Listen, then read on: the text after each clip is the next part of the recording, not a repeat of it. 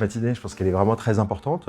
Elle est très importante parce que le sujet de cette matinée est vraiment primordial. On va pouvoir voir quelles sont les nouvelles molécules qui arrivent, quelles sont les nouvelles thérapies numériques qui arrivent, comment est-ce qu'on se structure au niveau de l'État, des organisations, des industriels pharmaceutiques pour pouvoir faire avancer tout ça et bien entendu écouter le patient, en fait, avec des représentants des associations de patients qui sont là aussi. Donc c'est vraiment très important d'y assister.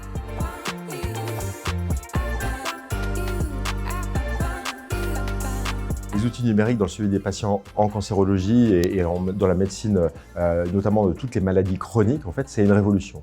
N'ayons pas peur des mots, c'est une révolution. Pourquoi? Parce qu'auparavant, comme chacun sait, en fait, le patient avait accès au système de soins, à son médecin, l'infirmière, le nutritionniste, le pharmacien, l'hôpital, de manière très épisodique. Maintenant, on va pouvoir avoir accès au système de soins de manière permanente, continue, où on se trouve, chez soi, en vacances, etc.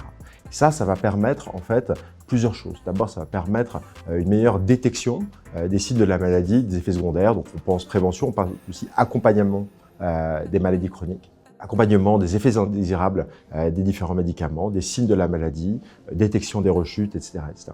Tout ça, ça va permettre une anticipation des soins, donc des bénéfices cliniques pour les patients, des bénéfices pour les personnels de santé, des bénéfices pour le système de soins de manière globale, la sécurité sociale qu'on essaye de préserver.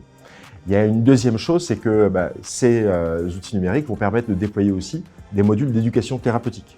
Et ça, ces modules d'éducation thérapeutique sont très importants et vont pouvoir fonctionner de manière hybride, en complément de ce qui est déjà proposé à l'hôpital, pour pouvoir reconnecter les patients avec le système de soins.